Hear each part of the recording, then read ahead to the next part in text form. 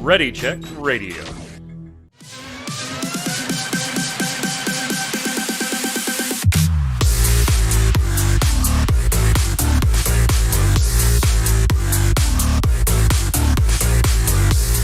What's up, Internet? It's Thursday at 7 p.m. Eastern. That means here on Ready Check Radio, it's time for the Relic Grind, our Final Fantasy XIV Square Enix podcast, where we discuss Final Fantasy XIV and Square Enix on a podcast.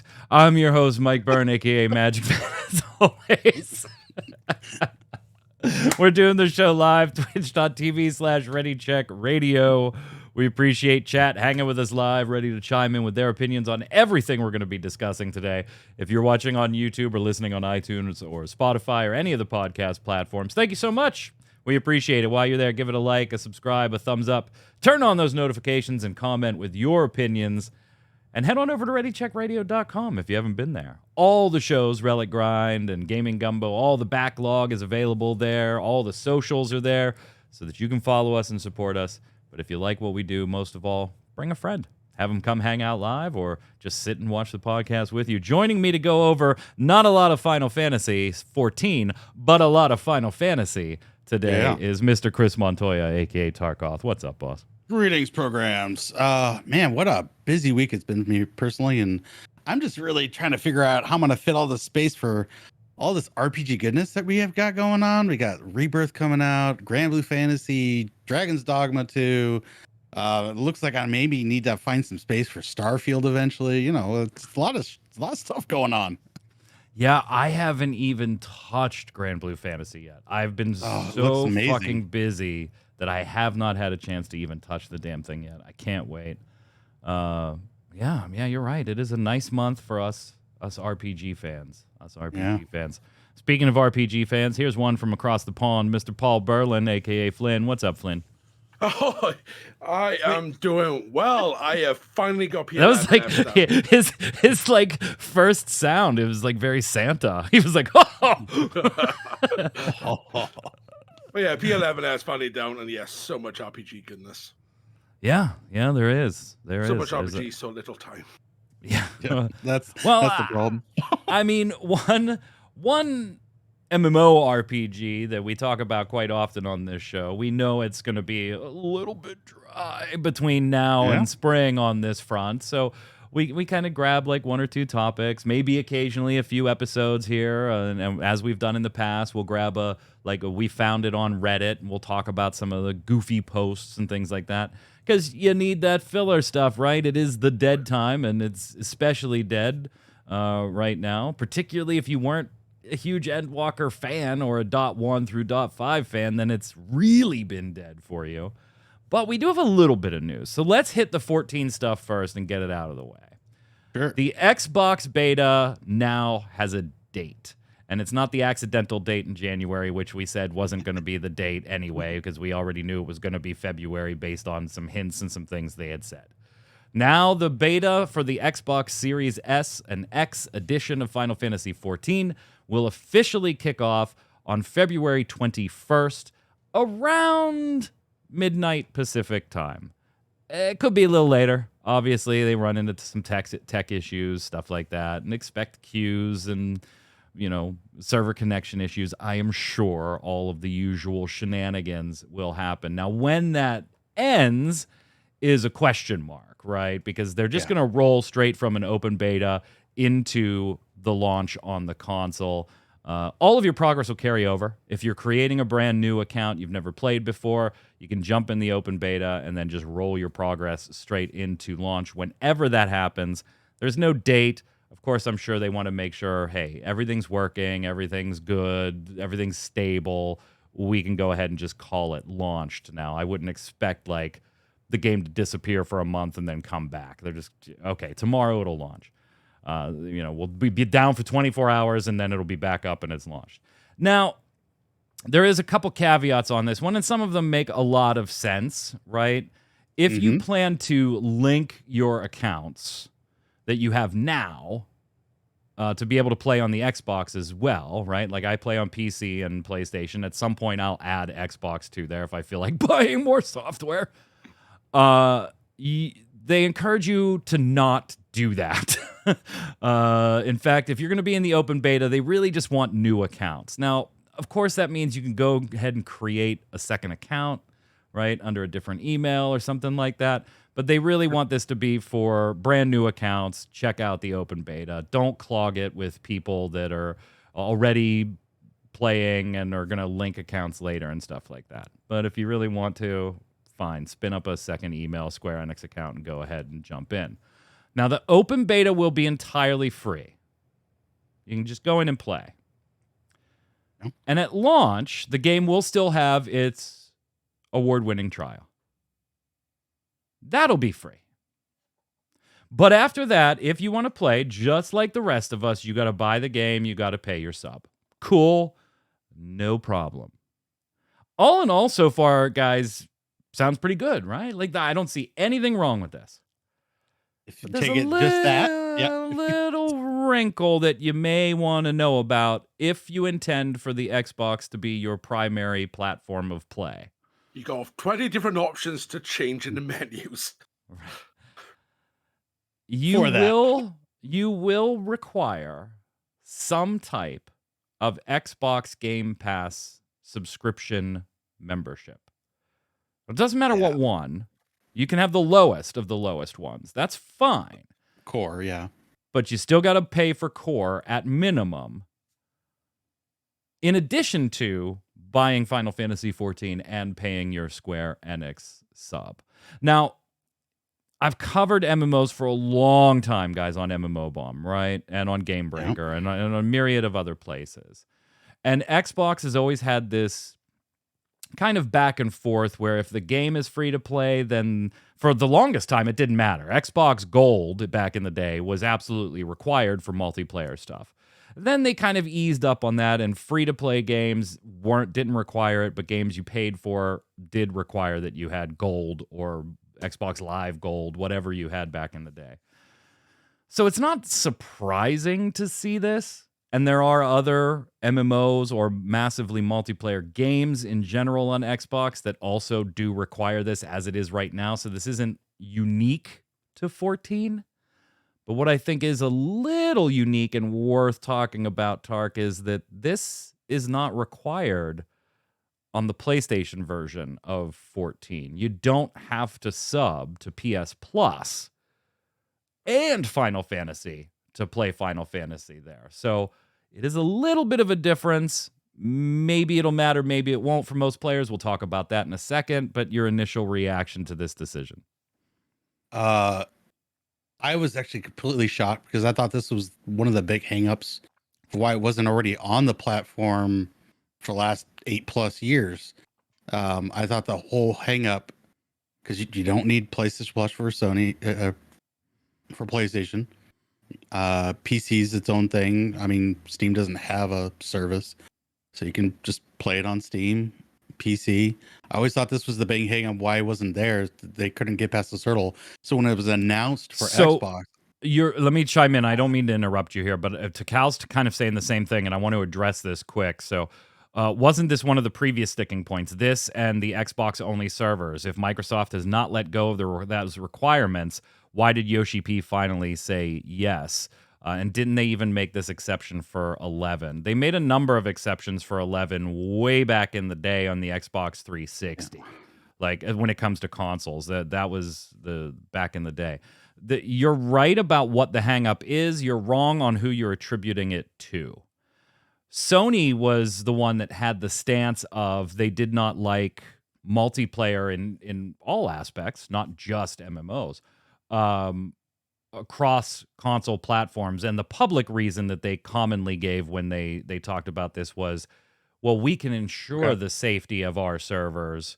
We cannot ensure the safety and the non-toxicity and the non-harassment of players that aren't on our own servers. So if we have Xbox people on, a shared server for 14 with PlayStation, we can't guarantee like a minor's verbal safety there. obviously there was other things that were going on in the background, right? They didn't want to share. They wanted to play on PlayStation, don't play anywhere else. Like there's all that money stuff going into it too. But that was more a PlayStation barrier that has just recently started coming down. That's not to say that Xbox and Microsoft in the past haven't had their own barriers. They have. But the most recent sticking ones were on the Sony side. All right. Well, there was that. And I also wonder if that maybe this agreement also happened because that partnership between Microsoft and Square, where we got the cloud servers going on now, that's also brought this up to the forefront. But I was absolutely shocked that this is still a requirement. I thought that would have been passed by. So, not to mention now the other news with Microsoft, or not news because they haven't said anything yet, but I guess that's another topic. Yeah, obviously, like this week, the big rumors are like Xbox is getting out of the console market because they're talking about making a bunch of different things cross-platform and available on other platforms. And while those rumors went nuts, Microsoft didn't do themselves any favors, of course, by just saying, hey, we have a statement to make on where we'll make it next week. So I'm sure we'll talk about it on Gaming Gumbo next week. I don't think your Xbox consoles are going anywhere in the short term. I think you're fine there, but could things change and shift a little more to cloud than they are now? Of course, and hey, they're gonna sell the software wherever it makes money. We'll talk more about that on Gaming Gumbo, not this Saturday, no show this Saturday, since I will be at Monster Jam with my son. But after, and Phil's not giving the announcement or whatever until next week anyway, so we'll see you on Gaming Gumbo the following week. Flynn, what do you think? Extra couple of bones for Microsoft in the deal. Yes, strange. I said the thing that got me hung up is how many settings you have to change on the Xbox just to get this to work. Never mind the Game Pass aspect of it. Again, like I'm not playing for Plus at the minute. I'm still playing on PS5 because I'm paying for my 14 sub. So that's all an extra thing. Go a little more into that. What are you talking about settings for anybody that hasn't like read into this but may check it out later? I have to get it out because it was. You don't have to give the full list, but just talk about why some of that's going on. It was to enable cross-platform play. I need the list in front of me because I can't remember. Just remember the list is like this, like 5 to 10 different things you have to turn on just to be able to start this. Never mind, as we know, getting a Square Enix account set up for a trial. Yeah, so you have to go into the following settings and set join multiplayer games to allow, join cross-network play to allow. Others can communicate with voice, text, or invites, set it to everybody. Communicate outside of Xbox with voice and text, set that to everybody. And then from the previous view details and customized menu, select game and confirm that you can see and upload community creations, set to everybody. And then you have to do some stuff in the Microsoft Store to actually get the damn software. Yeah. What is with Square Enix and finding ways to make installation tedious? Like, obviously, this is out of their hands a little, I hope. But it's silly. Well, you would think, though, a lot of those settings for people that already play multiplayer cross-platform games on Xbox are already enabled. They're just over-communicating the details, assuming the lowest common denominator of player, right? Somebody that's never played it on Xbox, never played multiplayer online on Xbox, and has default off settings, right? Yeah, it seems like a lot, but it's likely if you've played, if you're playing Fortnite on your Xbox, you probably have all of these on already. Probably. I'd have to log into my Xbox, see my settings, because I play a few things that are cross-platform. I've never, with any recognition, anyway, gone in to change settings on or off. Right, but you may have gotten into the game and it said, hey, do you want us to allow this? You didn't have to go to the setting. I don't know. Whatever. Maybe. It is a pain in the butt.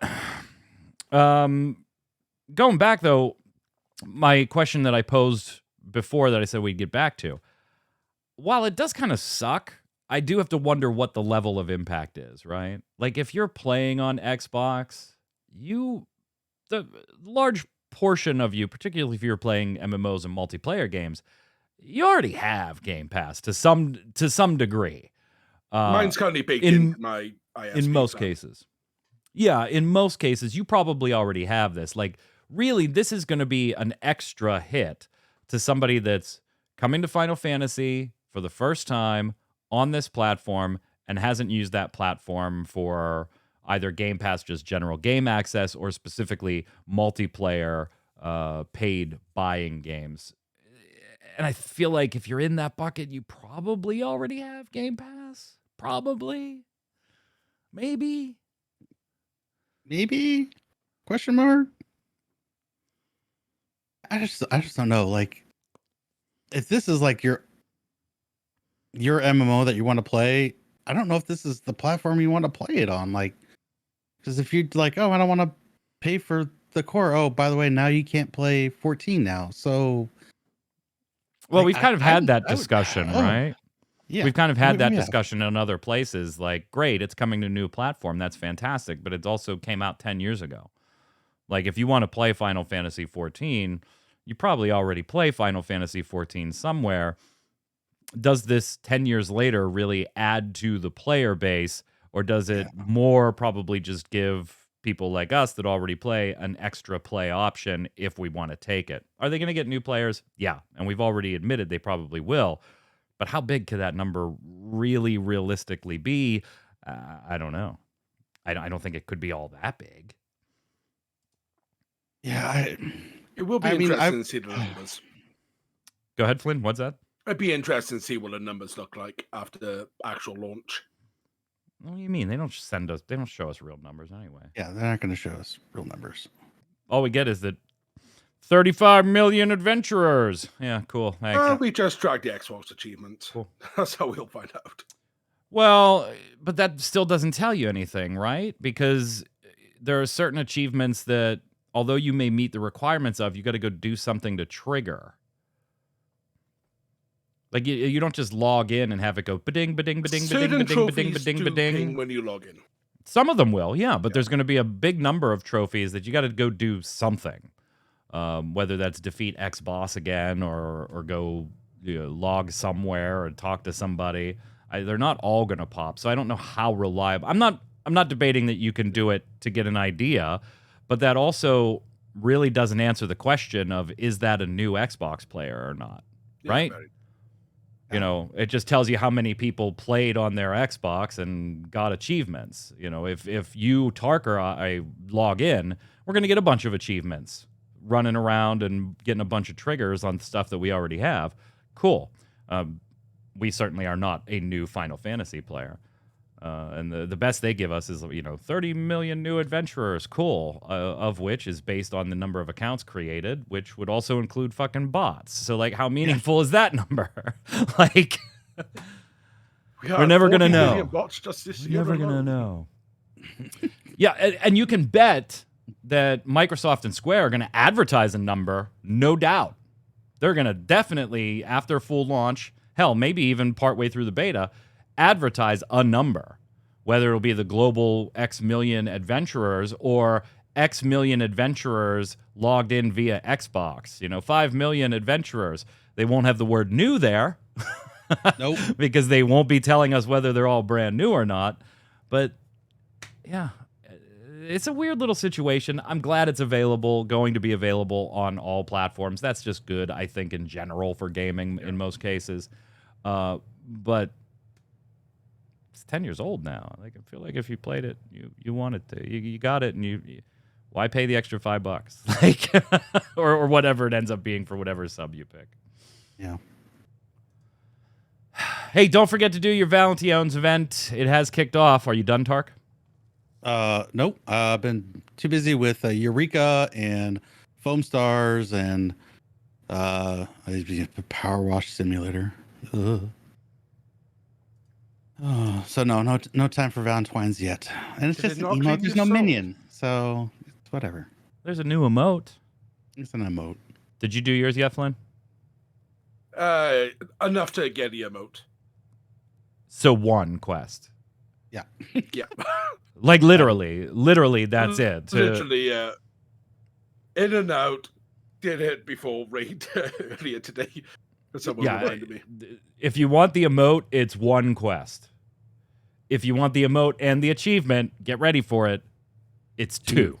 2 quests. It's Whoa. 2. If you want to get that achievement, that Cheever. All right, let's move on. That does it for Final Fantasy XIV this week. That's it. And that's literally it. Obviously. Oh, one last thing. There was something I got mentioned during the beta. We know that 6.58 is coming in March. Yeah, great, fantastic. Yeah. Because you know That's what's in that patch? news we could add in. You know what's in that patch? Nothing. Probably Savage Unlock and Tombstone. Nothing. Doubled. Yeah, Which is nothing. And hot fixes. That's it. Tark, why do you keep highlighting back and forth in the show notes? You're driving me fucking nuts. Play it around. It's just this little Google Doc color bar going everywhere.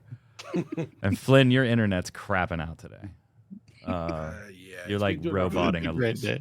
You're a little roboting a little bit, and then you got Tark, coloring book master, just screwing around on the show notes. He's doing one of those adult meditation coloring exercises. You know, taking apart and just highlighting it so it's colorful, right? And then clicking off it, and then highlighting it again. Hey, so the bigger Final Fantasy news this week was Tuesday. Remember last week we had the State of Play. We talked about that on the previous Gaming Gumbo episode. If you haven't watched it, you should. It's probably right below this on YouTube, and it's right next to it on Ready Check Radio. And there was no Square Enix news there, besides a Foamstars trailer that wasn't at the show. It was just a trailer.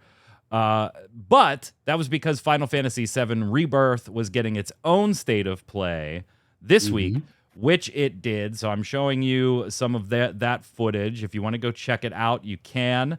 There's a 4-minute trailer, and then there's 11 minutes of kind of like a gameplay reveal, and then some thoughts and some things coming and some dates, and then the demo. So before I imagine we're going to spend quite a bit of time on the demo here in a minute. So before we get to that, Tark, what was your take on the final gameplay trailer, the footage that they showed off, the State of Play as a whole?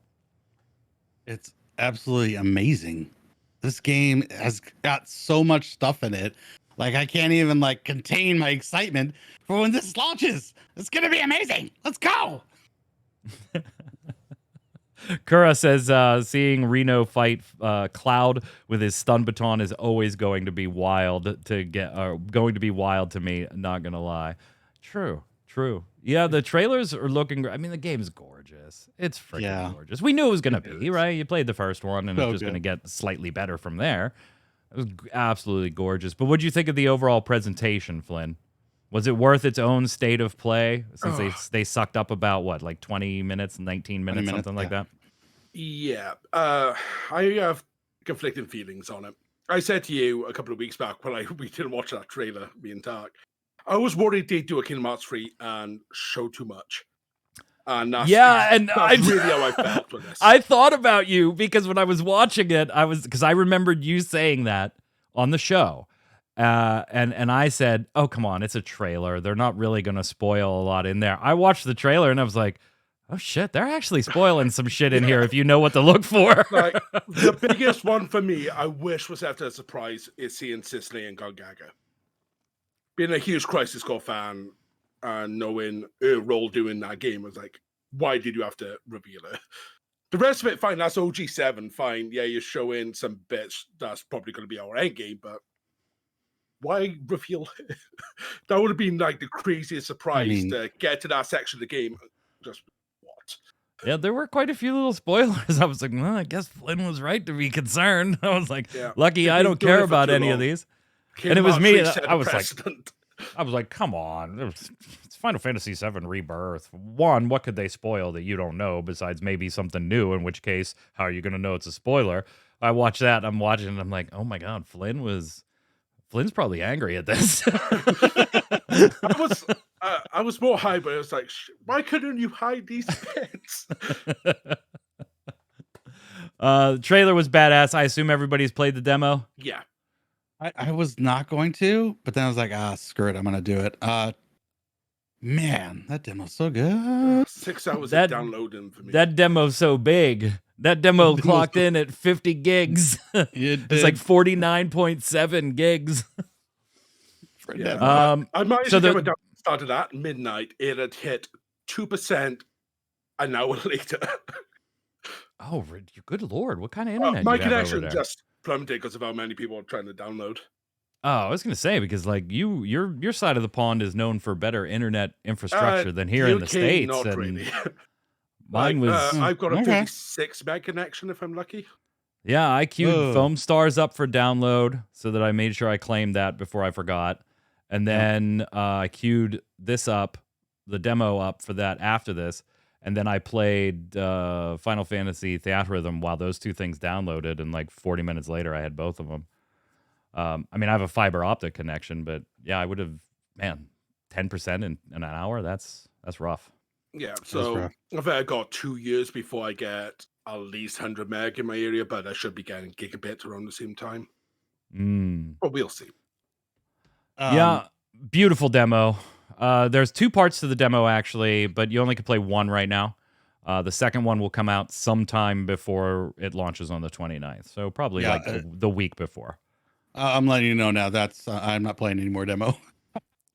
I'll wait for the release at this point. I will say this. I think the demo, I know, Tark, last episode, you were worried about the demo and maybe not wanting to play it specifically for like a spoiler-esque reason. I think this was a very, very, very smart portion of the game to put up as the demo. The cut Like, off it as wasn't- well, I'm appreciative of. Yeah, they didn't really show anything that wasn't already known for Final Fantasy VII, so I'm appreciative of that. And I will say that there was one point in the demo that made me smile and think of you. Can you think of what part it was? Of me? Yeah, for you. The piano part. Oh yeah. Yeah, hell yeah. I mean, played I was till I got Star. I got played it Eric. once, it's like, oh crap, I need more I dexterity mean, right it now. only took me like 4 tries to get the star, and I was like, they didn't even give me like a materia or anything. God damn it, they didn't give me anything. Yeah, and that was something we saw in the gameplay trailer. That like not only or the gameplay footage, not only are there like revamped versions of things like some of the Gold Saucer games and some of the mini games from the original, they've been updated and improved, thank God. Although I'm still not looking forward to like a submarine game. They also have added a ton of mini games, not just in the Gold Saucer, but throughout the world too. And one of them, if you haven't played the demo yet, is finding sheet music throughout the world. And anytime you see a piano, you can sit down and play it, and it's a rhythm-based game on, putting the 2 sticks in the right place at the right time, type thing on a timing thing. They also showed a new card game, which means there's another Final Fantasy digital card game that has a digital version before FFTCG does. They need to get their priorities straight. So I definitely love the piano mini game. That was very cool. It's well done too. It's a little challenging. So many mini games in this thing. Yeah, it's nuts. So the all scene, look pretty fleshed out. the scene they picked for this first portion of the demo was the backstory of Cloud, Sephiroth, and Tifa in Nibelheim. And so if you've played the games before, the old ones, right, the originals, you know this sequence. You know this is where Sephiroth kind of loses his way. And you know why he loses his way. And the demo does not reveal anything to you that you didn't already know. But it is a nice showcase of getting to party with Sephiroth, the combat system and how it, any little tweaks that they've made between the two games. It is a cohesive narrative point. It does not rely on any previous knowledge, right? So even if you're brand new to 7, even if you're brand new to 7, you've never played the original PlayStation 1 game, and for some reason you did not play Remake. Like, this is your entry point.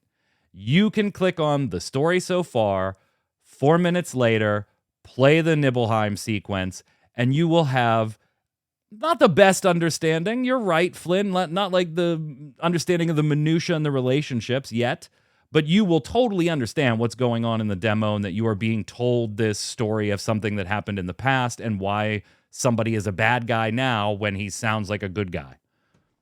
Yeah, the quick flashes to present day were really smartly done. Yeah. Little What I narration really pieces. loved is, for us who have played the OG, know the real revelations about Cloud, seeing the memory slip where reality is interweaving with fake memory. That was so smartly done. Just in our first opening cutscene, seeing the one soldier huddled over, and you look at the back and neck, and you can see Cloud's hairline under that soldier mask. Yep. Like, Yep. Ah. Yeah, it's very, very subtle. It's very well done, and none of the reveals on that front are teased if you've never played the original. If you have no idea, you still won't after the demo. I will say, Nibelheim felt so alive. It really did. I It love really just wandering did. around the bits that we'd never seen before. I really fell in love with that little town. Yeah, I was like, oh look, we're back in Sector 7 slums, man. It's all crazy and loud and so many people talking. Let's go. Did you like playing as Sephiroth? Oh yeah, he is so Hell yeah. badass. Yeah. But oh my did you god, guys- how much materia did they want to throw at you? Yeah, they did throw a lot. Yeah. They were like, hey, Some we're of the new gonna. materials is They were so gonna. fast. They what? Cloud comes equipped with 3, and then you end up picking up like 5, 6, 7, something like that along the way. least And 8, I and only 1 or 2 of them do you really have to go out of your way to get in any way. Yeah. They're just like laying around. It's like, oh shit, here's a HP up materia just chilling on the ground. All right, fine. I'm sure they're those won't shiny be there enough. in the game. Yeah, I They're do like some shiny of the enough that new they're not really materials. hidden. Right. Like, the level up material is really nice. Yep. And the auto cast, Octaslash. Yep. Looking good. Slash was good. The synergy attack. Looking good. Yeah. Looking Yeah. good. Looking good. Nice little boss fight at the end too. And it stops right before Sephiroth goes nuts. Yeah. I was really happy about that, Tark, that I thought they might end it a little later after he rips Genova. But they didn't. And I'm glad that they didn't. I'm glad that they left it where they did, where Fire shot. Yeah. Yeah, he's clearly going back up there, but if you didn't play the game, you have no idea why he's going back up there. And what's about Perfect. to happen. Leave your audience wanting more moment. Yeah. And the music throughout this whole demo was just top notch. Even the music with Nibelheim on fire, I was like, this is just chilling. It's so good. I always love Square's music. They are always so good, but this is just like it feels like another level. I will say this: the Nibelheim burning sequence, narratively, I got what they were doing. Gameplay wise, I was like, this is taking forever. Fair. That's fair. This is, I mean, I got why they wanted it to take forever, and then the walking, and then the crawling, and then like I got it. Narratively, it's compelling, but I also was like, oh my god, I'm just trying to get to my mom. I know I'm not gonna make it. Let's go. Let's go. Did you guys have the issue where when the door opens in the shop, did the guy just stand there for 2 minutes before falling over? Yes. Yes. And there was That another just cut me out of any emotion. It's just like there was another sequence when I was running up Mount Nibelheim with Sheriff Tifa, and so cute. So cute. there was another sequence there where there was some wildlife off to my left, and they ran up like a mound that was off to my left too. But I was booking it forward, and they really could not have walked up that mound. It was like a straight up cliff. And all of a sudden, these like deer or whatever they were just went whoop, and they were whoop, Yeah, like some of 3 the of them path it is just like jumped right questionable. on top.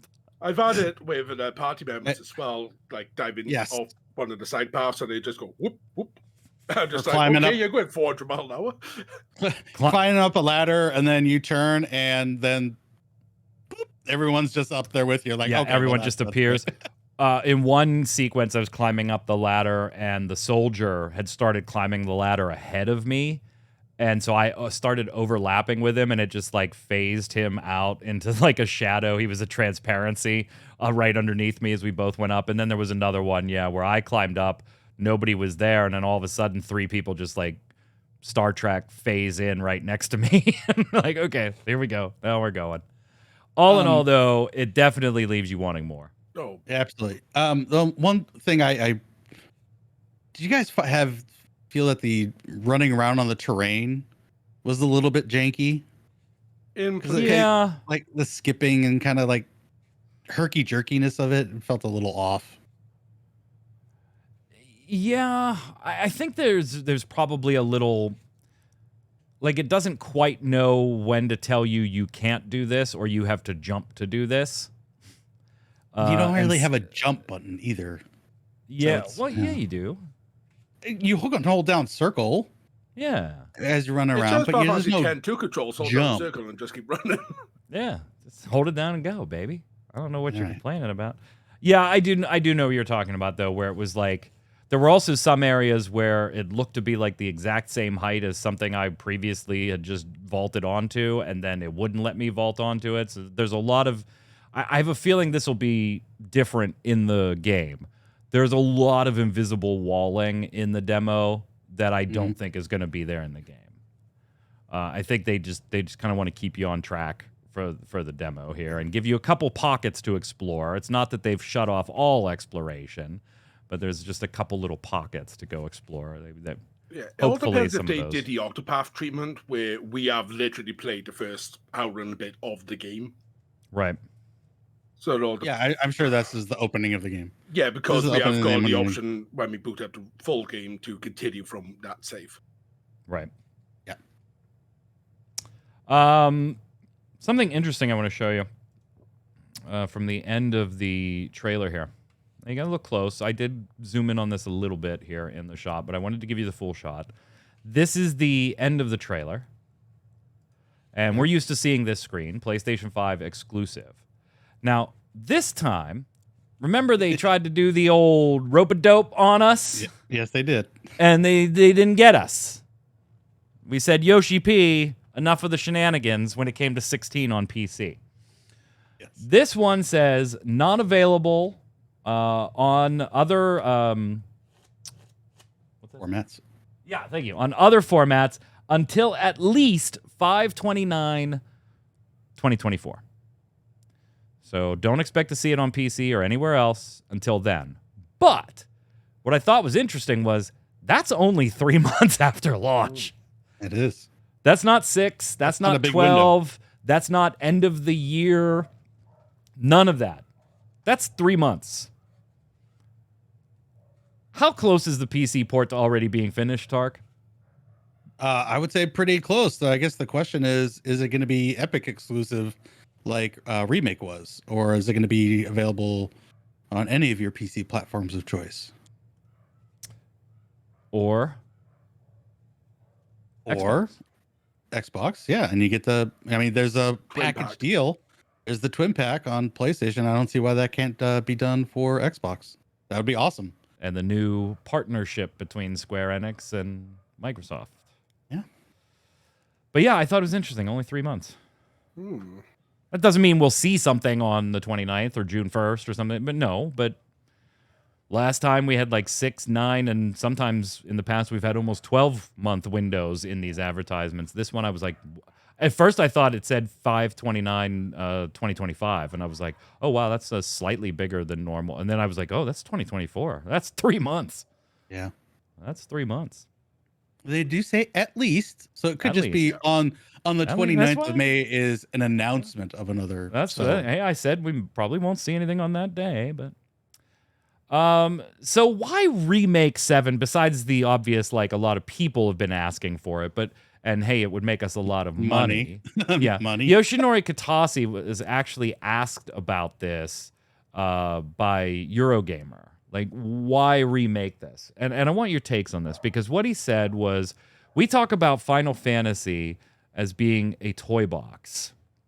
The idea that you take the lid off of the toy box and you've got all kinds of different things in there. There's a dinosaur in there. You got your football here, your baseball here. There's so many different things to play with and have fun. And that, to me, is what Final Fantasy is. And when it comes to remaking the game, he said, if a player from the modern generation plays the original, are they going to get the same emotional reaction and response that the original generation of players had 27 years ago when it was cutting edge? I don't think they would. The old school fans have really great memories, and so it left a massive impression on them. Probably going to be always that game my dad played is what a new fan might call the game. And I don't want it to be that. We need to remake the game as a modern game so it can continue to be seen in that light rather than just as an artifact from history. What do you think, Tark? I mean, that's a nice sentiment, something to grip onto and put an indelible mark on the new generation. I feel like it's putting an indelible mark on my brain as its own standalone thing. So I kind of get that interest from it. As far as the whole toy box thing, it's kind of weird. I mean, Final Fantasy in general is toy box of nostalgia that they use over and over again in all of their themes. So maybe he's talking it like that, but yeah, as far as remaking it, yeah, it's a good enough reason for me. Flynn, isn't this just a really nice like icing that you're just putting around a cake that originally said we'll make a fuck ton of money if we do it? Yeah. Big time. There's no way around it. It's like, this game is making us bank. It's very sweet. Like, it's very how do we sentimental. PR But Very sentimental. I just don't see Katase going to the board and being like, hey, I don't want Final Fantasy to become, for this generation, the game my dad played. We should remake it. And they were like, yeah, You're let's right. do it. Like, that's just not the way it Meanwhile, went there's an down. intern in the corner going, we have 30 million signatures to remake this with guarantees of day one purchases. I think the top of that pitch was, hey, we remake this, it's gonna make us fuck ton of money, and it'll make an indelible mark for the company. Here was an interesting article, speaking of Rebirth and finishing it off here, I thought, by Willow Rowe over at Kotaku. And normally I stay as far away from most Kotaku things as I can, but searching for show notes, I'm going to get Kotaku and results while I'm searching for Final Fantasy stuff. And the headline, it grabbed me. The headline, like it's supposed to, I guess. It said, I'm convinced Final Fantasy VII Rebirth is a sequel to the 1977 original. And I'm not going to recap the entire article, but one of the points Willa makes in here is a big point, primarily off of the demo and the trailer. That's where this is coming from. And they make the point that there's some moments where Aerith does not have her traditional braided ponytail, and topper on. Bow. And her bow, where she's got her long hair look, and that's the look when bad stuff happens to Aerith, right? The short scene depicting a conversation between Aerith and Cloud only lasts a few seconds, says Willa. But importantly, Aerith looks slightly different from how we usually see her. Rather than having her hair in a long braid held up with a pink ribbon, her hair falls loosely around her face and back. It's a minor change, but one that immediately alludes to one of the most important moments in the game, obviously the death of Aerith, which comes a little bit later. The heart-wrenching moment in 7 is very well known, and even if Robert Pattinson still isn't over her death, Square Enix has been leaning into a mystery of how Rebirth will handle this moment, teasing fans with the knowledge that Rebirth's story will end after the Forgotten Capital, where Aerith meets her end, at least back on the PlayStation 1 game. In that scene, Aerith falls to the ground after being driven with Sephiroth's sword. She hits the ground, white materia falls from her hair, ribbon comes undone, sets her locks free. That isn't the scene that we're seeing here in this demo or trailer, isn't a scene from the 1997 game. And that's not totally surprising, says Willa, because it's a remake and they're adding a bunch of other stuff to it. But the imagery of Aerith and the white materia makes me think this might not be the Aerith we know in Remake. Instead, this is the Aerith of the original Final Fantasy VII, as an ancient Aerith is in tune with the life stream, the energy, the memory of all living things on the planet. The expanded Final Fantasy VII universe has established that certain souls who have passed on to join the life stream may still have an impact on the living world through visions or even manifestations. Aerith does this in Advent Children. It's possible that the remake trilogy is some kind of alternate timeline that has been messed with by Sephiroth's consciousness in the life stream, attempting to rewrite the past. And Aerith's spirit continues to combat him and is appearing to Cloud in order to help him defeat Sephiroth. And if so, that actually makes the remake trilogy not only a retelling, but also technically a sequel to the original Final Fantasy VII. What do you think, Tark? Yeah, haven't I been saying that for a couple of years now? That this is a sequel. Like, did they play remake? Did they not like catch like all of that? That the winged Sephiroth that we have seen is not our Sephiroth from the original. That's Advent Children Sephiroth. This is a sequel. Like, well, they did already say that the third installment of this is going to run up. They're trying to make it run up right into the beginning of Advent Children. Yeah, we talked about that on this show. Yeah, Advent Children Part 2, like Advent Children remake, and then we're gonna get another movie that, and then are we gonna continue the cycle? It's gonna be a time loop, and we keep remaking. Let's do it. Every 27 years. Yeah, every 27 years we'll get another remake with different things play out differently. Yeah.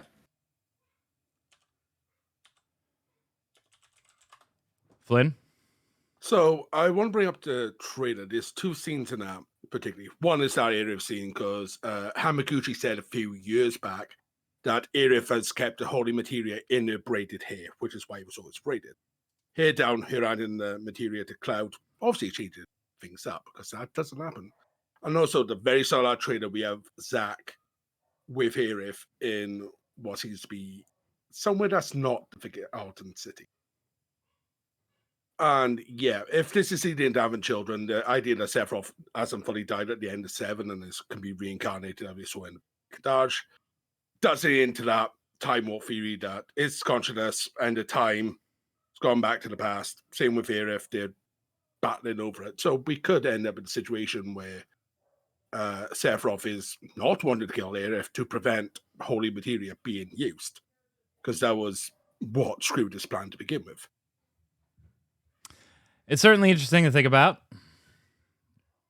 We won't know for quite some time, but certainly, a couple more years. Certainly interesting to think about. Let us know what you thought of the Rebirth State of Play, and if you played the demo, your thoughts below. Before we finish up here, a couple of smaller things. We talked about a couple of weeks ago that Square Enix is kind of going to overhaul the way they develop games. That's not new. They're kind of going to focus on, bringing things a little more in-house than they have been lately, focusing on some key franchises while also trying to expand outside of those key franchises without taking on a bunch of third parties to do some work. Now, Bloomberg reported that Square Enix director and president Takashi Kiryu told analysts this week that the company's new structure is actually going to be announced this spring and put in place for the start of April, and it's all in an effort to improve the quality of the games. Now, we don't know the specifics yet, but some of the reasons behind this, right? The financials were not great. They were not great. They were basically flat through the first 9 months of the fiscal year, and that's not great considering that you released a mainline Final Fantasy title. Kind of sad. Yeah, here's the numbers. Net sales up 1% year over year. Profit down 42% year over year. Digital entertainment and net sales down 2.5% year over year. HD games section generated an increase of 15% compared to last year. Titles included the Pixel Remaster, Final Fantasy XVI, Infinity Strash, and Star Ocean, the Second Story R. Mobile was a down 9% year over year, and they noted that new titles were unable to offset weak performance from existing titles. Here's a biggie. MMOs, 14 in Dragon Quest X, right? Yeah. I guess 11's technically 11. there, but Yeah, but 14 and Dragon Quest are the moneymakers. Down 14% year over year. Now, both of those games have expansions this year. Yes. That last year was their slow year, but still, you don't really want to be down double digits after having already been down double digits, right, before. So Square Enix notes that it launched its newest titles, Foamstars, on February 6th. Free to play if you are a PlayStation Plus subscriber. You can claim it now. More on that in a minute. And then, of course, we have the Final Fantasy VII Rebirth later this month, and Dawn Trail here in the States and worldwide this spring. Those are not great numbers, Tark. Not great numbers at all. They're not. This year is going to be a much better year, in my opinion. Especially with Rebirth. Rebirth's going to sell like gangbusters. So, and then the expansion. So hopefully we get a big rebound. As far as reorganizing, I just want them to start putting maybe a little bit better expectations, because the joke is it did not meet their expectations.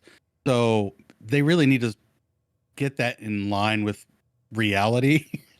Because I feel like they put these expectations for some of these games so high that everything's just skewed as far as their numbers and what they're expecting to come out from their businesses. So yeah, and they still do an awful lot of one-off sales, and one of the things that they had to say on this topic in the earnings report was, as a result of digitization and other technological advances, consumer game content is increasingly sold via downloads rather than physical packages. Monetization methods such as free-to-play, microtransactions, and subscriptions have also given rise to a greater diversity of business models outside the confines of traditional one-off sales. And then, of course, they launched Foamstars, which, spoiler, at least in my opinion, 100% needs to be a free-to-play game as soon as they can fucking make it a free-to-play game. Costs $29.99 if you're not on PlayStation Plus. Outlook, like, you shake the magic 8-ball, Flynn, and it kind of goes, Outlook not so good, right? Like, yeah.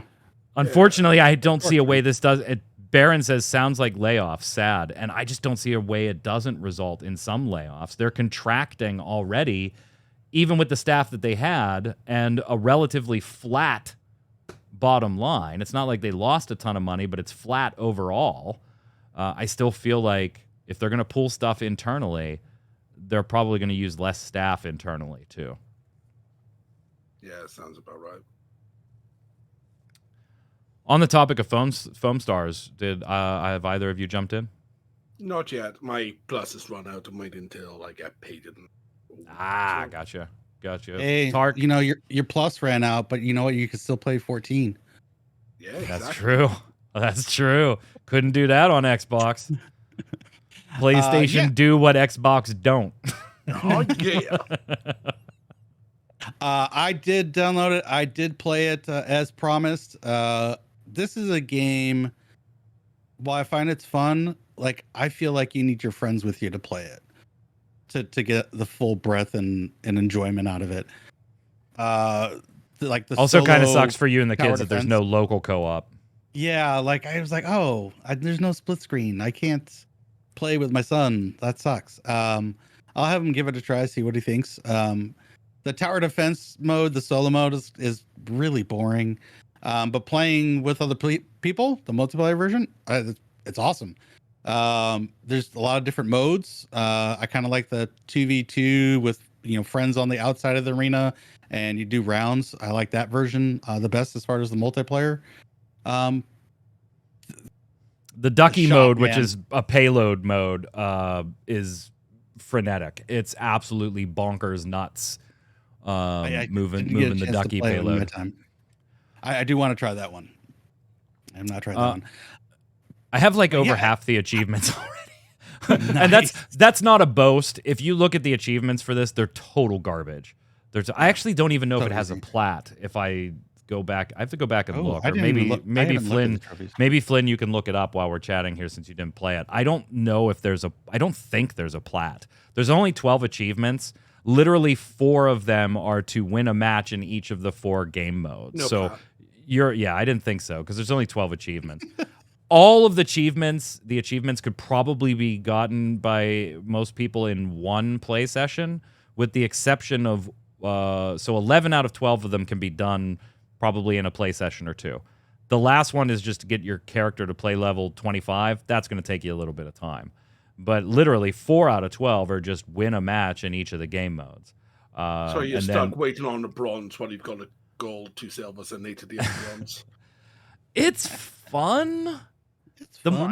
The missions suck. All they are just horde mode, wave horde modes over and over and over and over and over and over and over and over and over. Go play one with a match made on normal. Go play one with a match made on hard. Beat them both. There's 2 of your trophies. You're done. And you never have to touch that mode again. Unless you want to get from some free experience without having to multiplayer it to level up your character to 25. It is fun. I do like the multiplayer stuff. It 100% should just be a free-to-play game.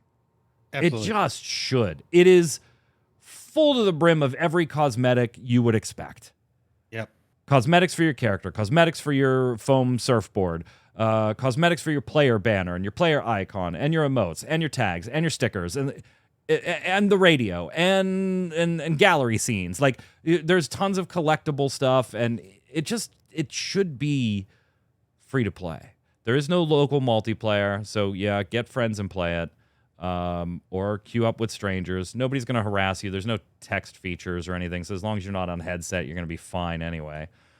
It's fun, but it absolutely should be free to play. I would not pay $30 for it. Maybe somebody that's more into shooters would.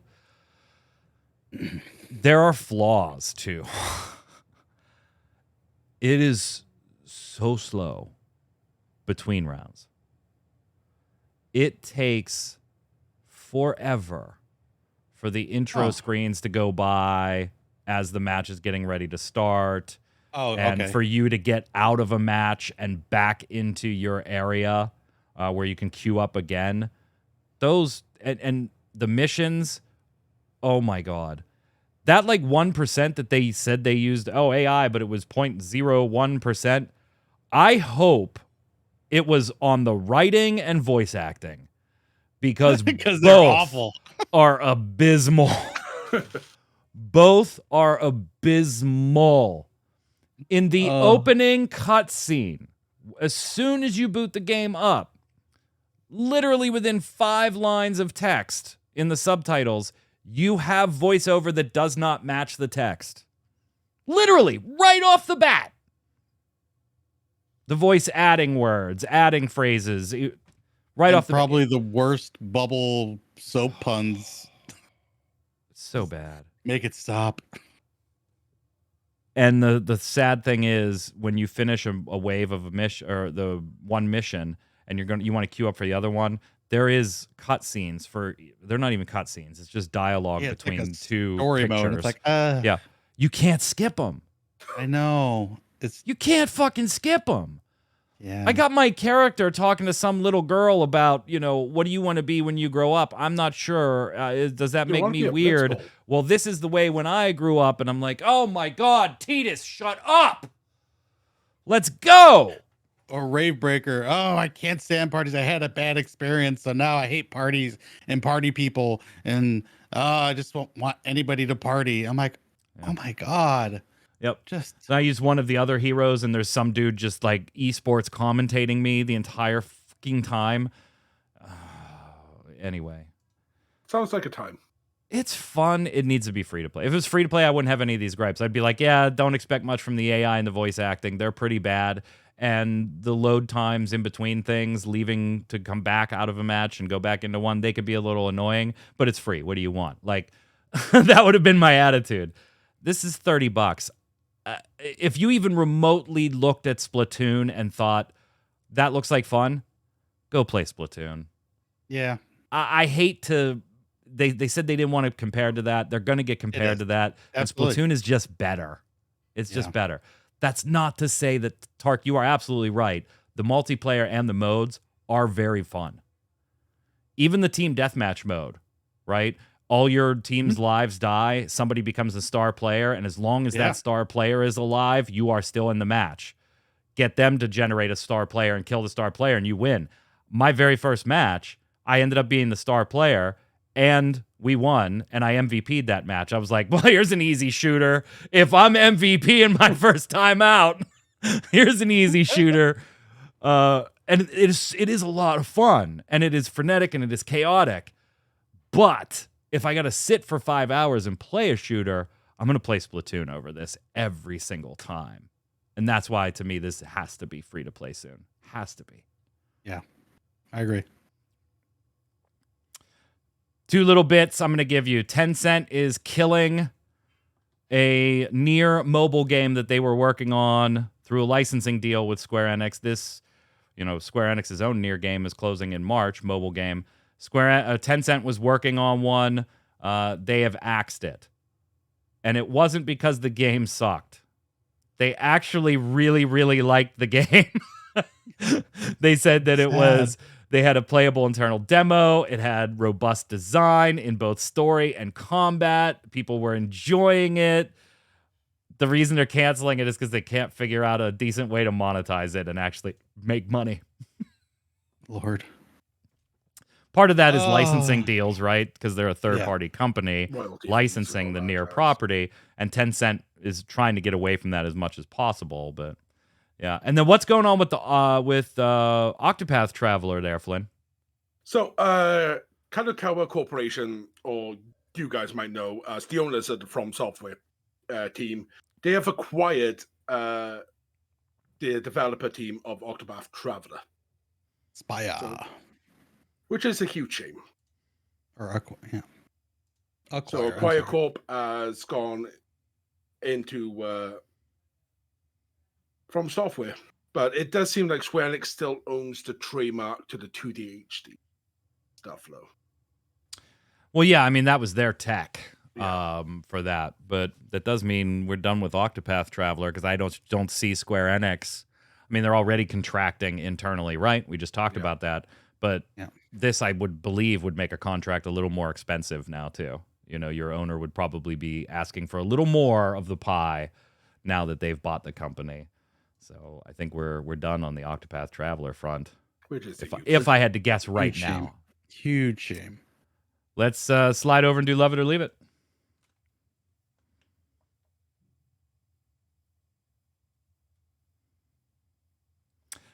Love It or Leave It is the way we end every episode of the Relic Grind. Here it's where I give you something Square Enix related. Could be a game, a feature in a game, something in a press release they said or did, or something just tangentially related to the company. And I ask you whether you love it, want more of it, or leave it. Today I'm going to ask you about Final Fantasy VII Rebirth, ladies and gentlemen. For the gentlemen on the panel, however, I want to be a little more specific. Final Fantasy VII Rebirth as a whole being a sequel or alternate version of Final Fantasy VII. Flynn, love it or leave it? I love it. They're bringing Crisis Core into the story. I'm all for it. Tark? Love it. I've embraced it from the beginning. Once I realized it was a sequel, I was like, my mind was kind of blown, and realizing the potential and the paths that they can go. And they don't have to be beholden strictly to the story that was. They can make changes here and there, and that's great. You have a template for what you need. I'm loving it. It's great. More of it. I'm going to go ahead and leave that son of a bitch, man. I just wanted a remake of my Final Fantasy VII. You and Chronos that's both. it. Yeah, that's all I wanted. And stop messing with my headcanon of 27 years now, man. Stop it. You can't be doing this to me. It's still there. You can't be doing this to me. Still there. No. Yes. They're trying to change stuff on me and add things just on willy-nilly. I'm going to leave it, even though I do love the games. That's going to do it for this show. We'll be back next Thursday. We do have Faye going live after the stream today. She's not going to do the intro tonight. She was driving home late, so she wanted to make sure. But she will be streaming here for you in chat. And then on Saturday, no Gaming Gumbo, no Torchwick stream, but Tark will still be live midnight Saturday night Eastern Time, playing some more Control. So it's still Control, right? You haven't beaten it yet? I haven't beaten it yet. Been doing a lot of side missions and stuff. It's been a lot of fun, though. That game's good. Cool. Check it out. Until next week's show, Flynn, where can everybody find you? You can find me on Twitter at Flynn_Lawlight. You can find me over on Twitch within Crisis streaming usually 3 days a week, playing whatever happens to come up. Full source. My raiding group tend to be the focus as long as we're available. Tark. Twitch, Twitter, YouTube, all at Tarkoth Gaming, and here on Ready Check Radio, Saturday night playing Control. You will not find me playing Power Wash Simulator anymore. That game is just a job disguised as a game. I'm Mike Byrne. You can follow me right there at Magic Man 1. But more importantly, follow at RC Radio on Twitter, and you'll know every time we're going live. Whether that's a podcast, a stream, some Final Fantasy trading card games, new Limit Break feature released today, and I'll be commentating the upcoming Kansas City Materia Cup. Stay tuned. Stay safe. See you on the servers.